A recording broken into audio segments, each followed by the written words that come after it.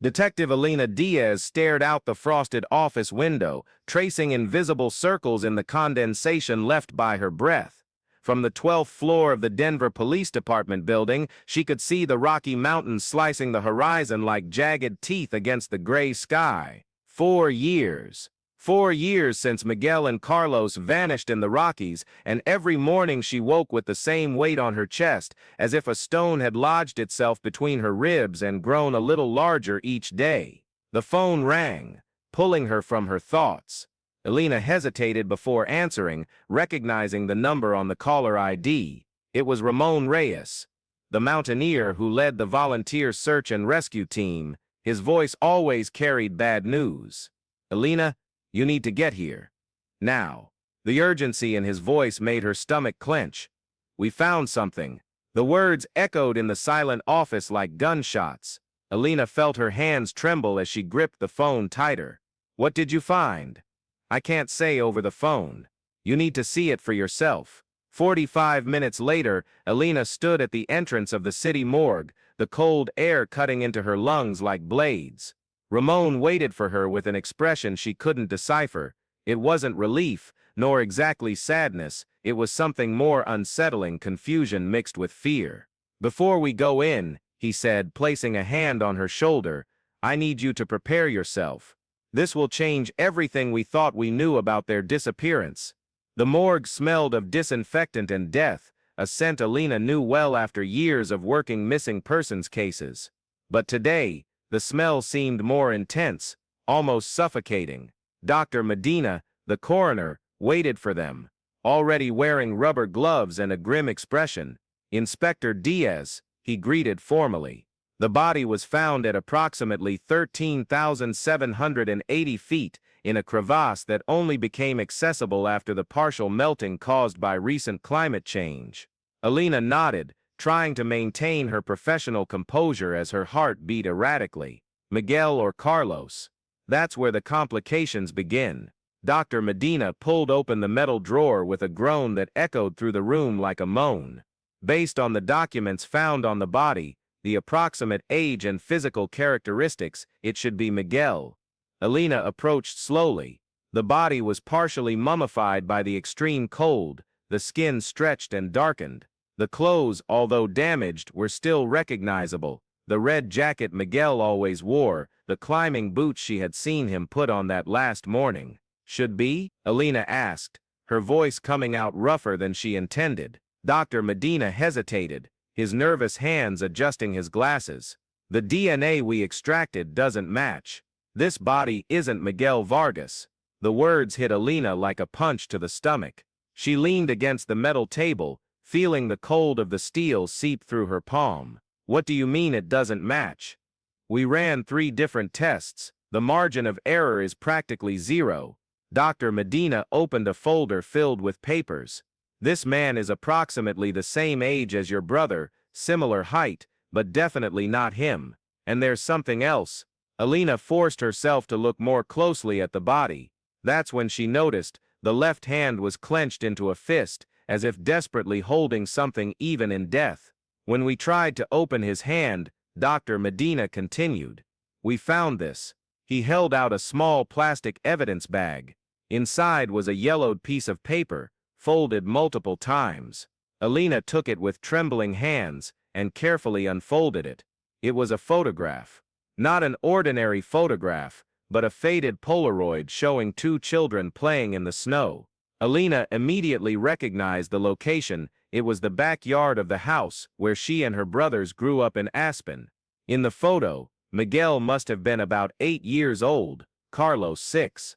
They were building a snowman, huge smiles frozen in time. But what made Elena's blood run cold was the 3rd child in the photo, a dark-haired girl she didn't recognize, standing slightly apart from the boys, watching them with a strange expression. Someone had circled the girl's face in red pen. "Do you recognize this child?" Ramon asked over her shoulder. Elena shook her head, but something in the back of her mind stirred, like a memory trying to emerge from murky waters. "No, I don't think so. There's an inscription on the back," Dr. Medina pointed out. Elena turned the photo over. In faded cursive writing, someone had written, "Alina, she always knew where they were. Ask her. J." The world seemed to tilt around Alina.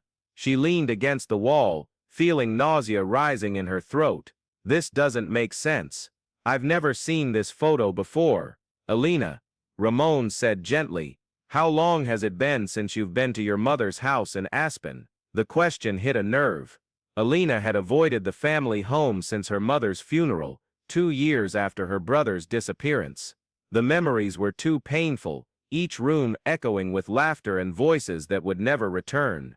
3 years, maybe 4, she murmured. I think you need to pay a visit, Dr. Medina suggested, his voice carrying an implication Alina preferred not to consider. That night, Alina drove along the winding roads leading to Aspen, her hands clenched on the steering wheel as she tried to process what she had discovered.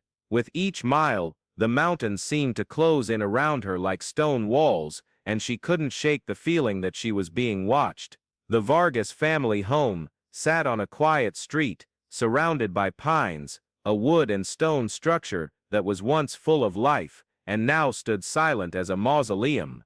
Alina parked in front and sat in the car for several minutes, gathering the courage to go inside.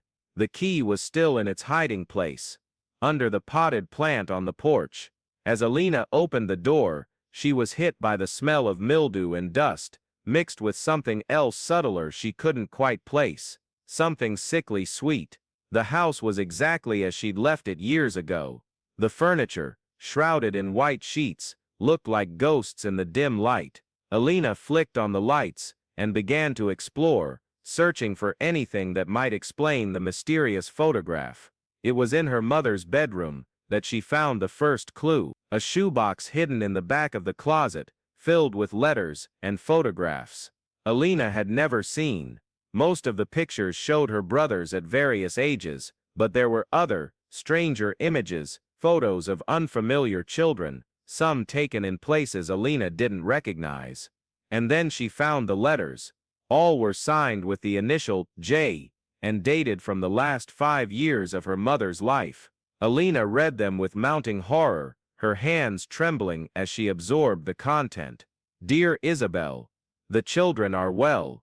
They understand now that this is their destiny.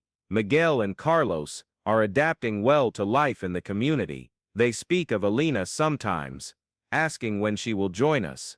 Isabel, you did the right thing sending them here. The prophecy is unfolding exactly as foretold. Alina is the final piece of the puzzle. When she is with us, the ascension will be complete. The Master wants you to know that Miguel attempted to escape last week. We had to take disciplinary measures. He is fine now, more compliant. Carlos has been an exemplary model of devotion. Alina dropped the letters, her eyes burning with tears. Her mother had known. Throughout all those years of anguish, of desperate searches in the Rockies, her mother had known exactly where her sons were. The sound of footsteps on the porch made Alina freeze. She quickly switched off the lights and hid behind the bed, her heart pounding so hard she was sure anyone could hear it. The front door creaked open. Alina, a woman's voice echoed through the house. We know you're here. We saw your car. Alina recognized the voice, though she couldn't place it. It was an older woman, with a slightly unfamiliar accent. You found the letters, didn't you? The voice drew closer to the bedroom. Your mother always said you were the cleverest of the 3.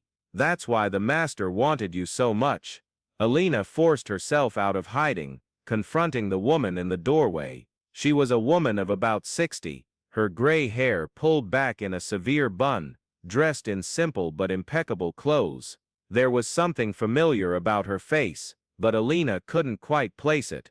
Who are you? Alina asked, her voice steadier than she felt. The woman smiled, but it wasn't a friendly smile. I am Judith, Judith Morales. You met me when you were a child, though I doubt you remember. I was the special tutor your mother hired for the summers. The memory hit Alina like a lightning bolt.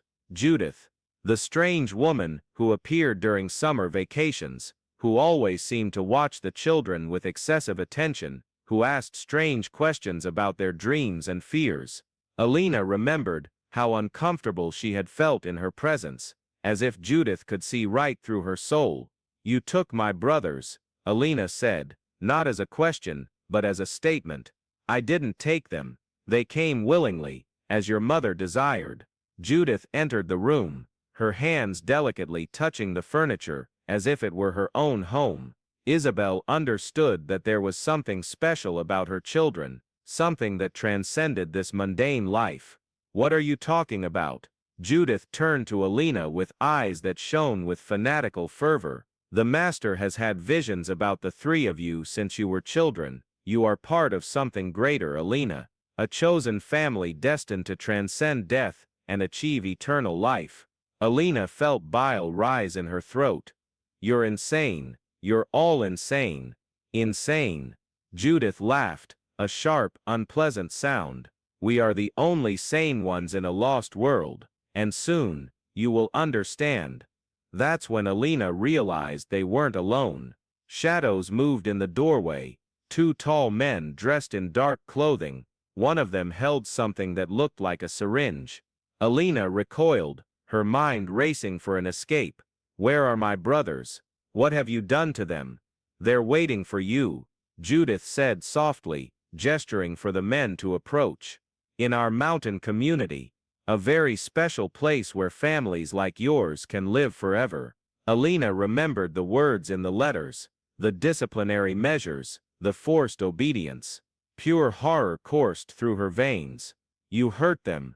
We saved them," Judith corrected. "Just as we will save you." Alina didn't wait. She threw herself through the bedroom's side window, glass shattering around her as she tumbled over the low fence separating the property from the woods behind.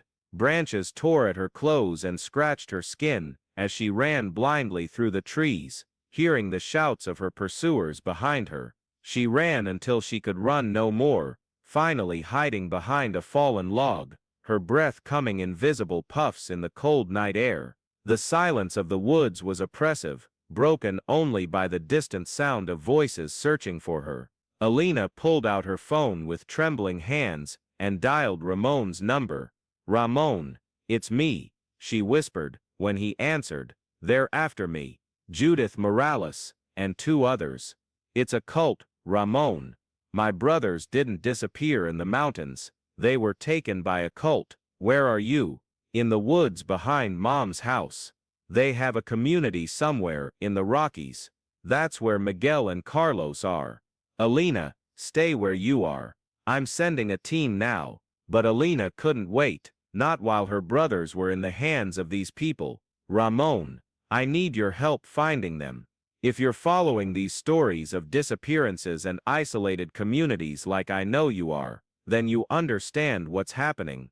I can't explain everything now, but if you want to understand how these cults operate, how they capture and hold families, you need to subscribe to the channel where we document these cases. Hit the notification bell, because when we get out of this alive, I'm going to tell you everything I find out about how these communities function, how they choose their victims, and most importantly, how we can identify them before it's too late.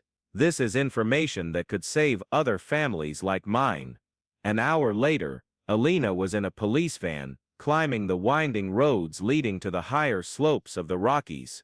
Judith had been found still searching for her in the woods, and under questioning, had finally revealed the approximate location of the community. "It's in a series of modified natural caves," Ramon explained, as he drove. "Apparently they've lived there for years, completely isolated. The body we found was probably someone who tried to escape." Alina looked out the window at the mountains that rose like black walls against the starlit sky. How can so many people just disappear without anyone noticing? Isolated families, people without many social contacts, rebellious teenagers, nobody expects to come home. Ramon sighed. "It's easier than you think." The road ended at a clearing, surrounded by enormous boulders. From there, it would be necessary to hike.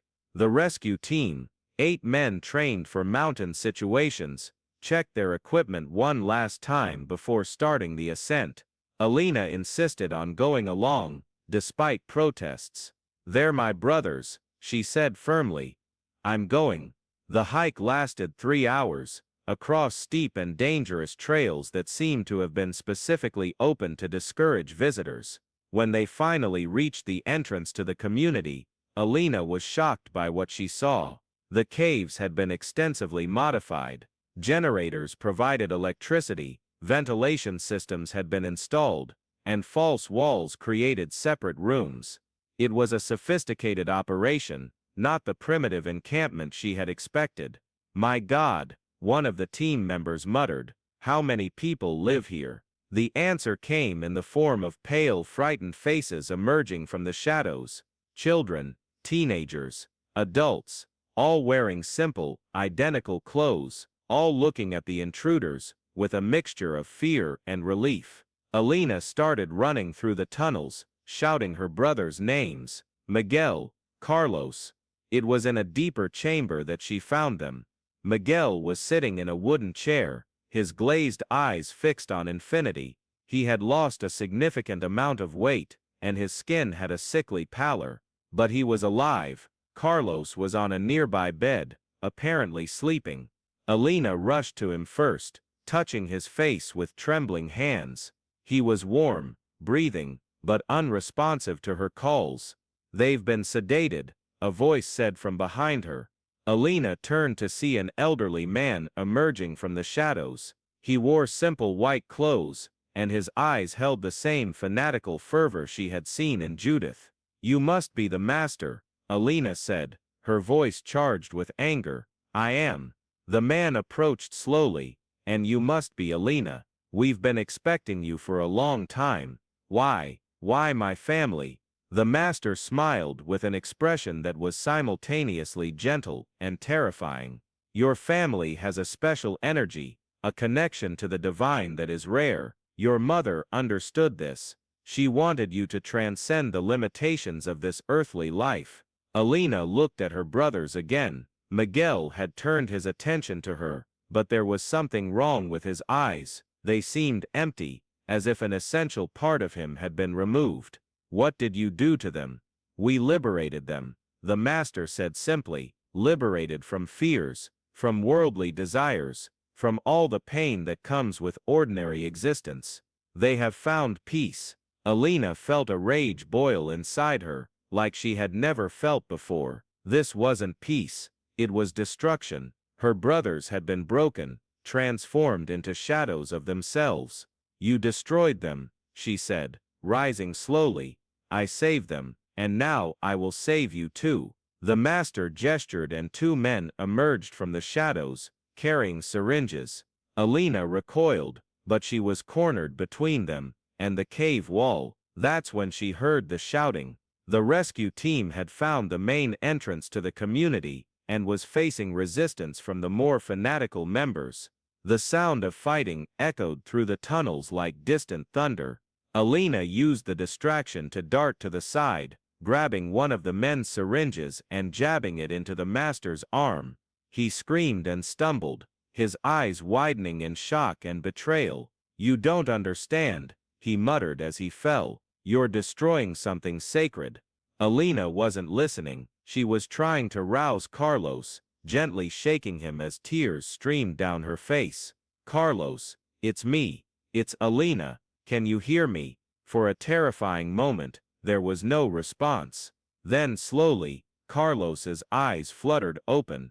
They were confused, but there was recognition in them. "Alina," his voice was hoarse and weak, but it was him.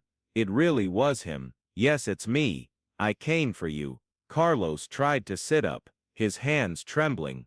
"Miguel, they did something to Miguel. He doesn't speak anymore. He doesn't respond."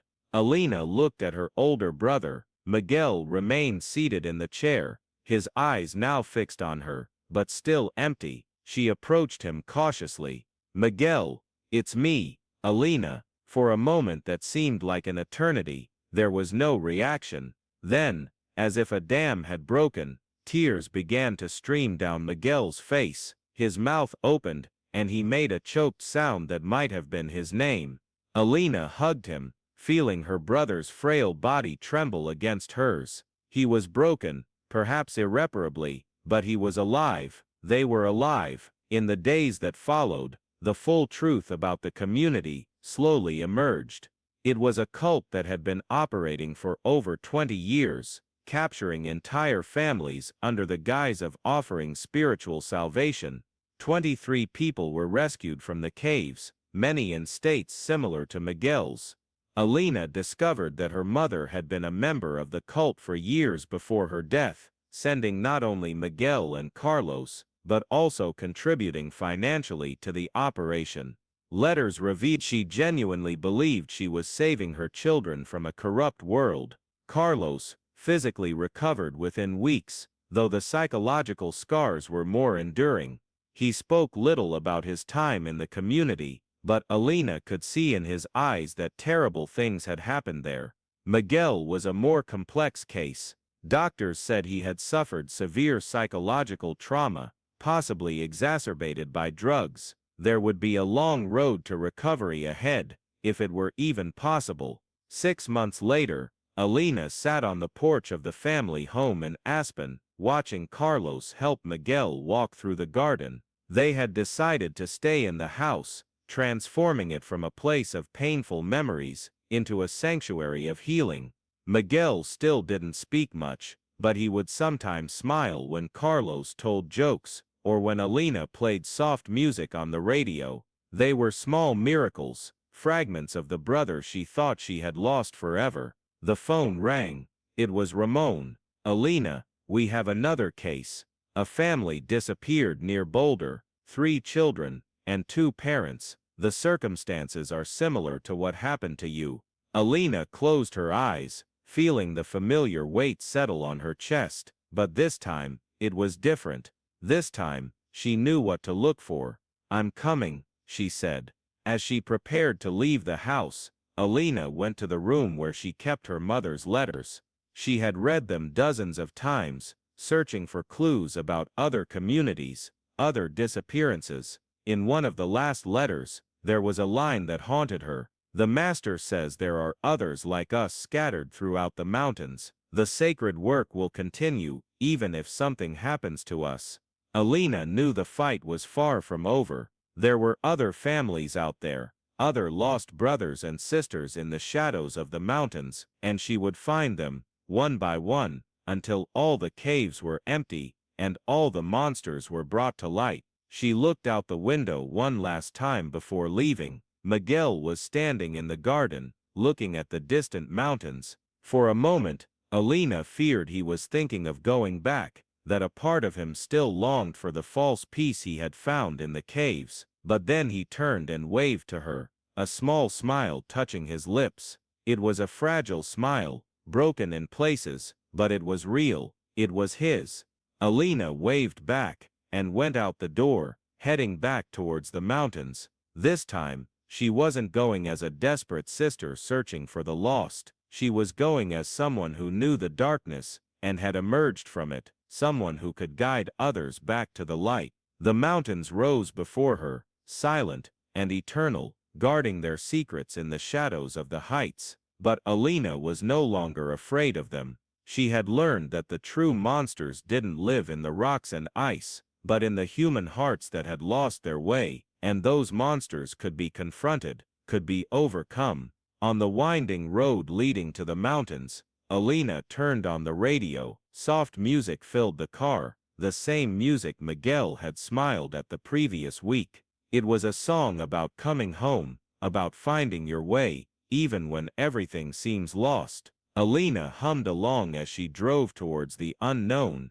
carrying with her the lessons learned in the darkness, that love can survive even the worst betrayals, that hope can bloom even in the most barren soils, and that sometimes the only way to save others is to first save yourself. Behind her, in the Aspen house, Miguel remained standing in the garden for a long time, watching the lights of Alina's car disappear around the bend in the road.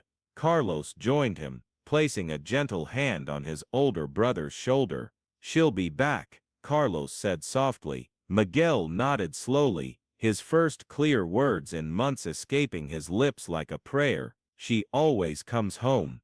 And in the silence of the mountains, echoing through the valleys and peaks, there seemed to be an answer, the whisper of the wind through the stones, carrying promises of redemption, and the unwavering certainty that not even the deepest darkness can completely extinguish the light of family love.